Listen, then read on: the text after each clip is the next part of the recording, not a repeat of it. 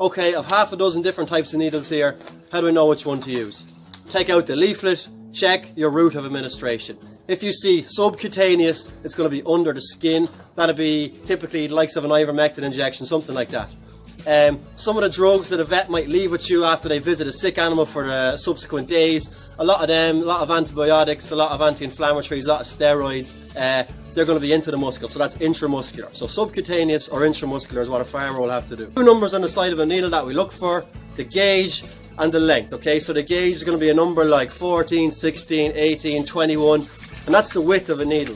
And as the gauge gets smaller, the width gets wider, so a wider needle for a thicker solution or a thicker skinned animal. So the likes of a 14 gauge is going to be a really thick needle for the likes of a really thick hide on a horse or a cow or something like that, or a really thick solution like the likes of calcium or something.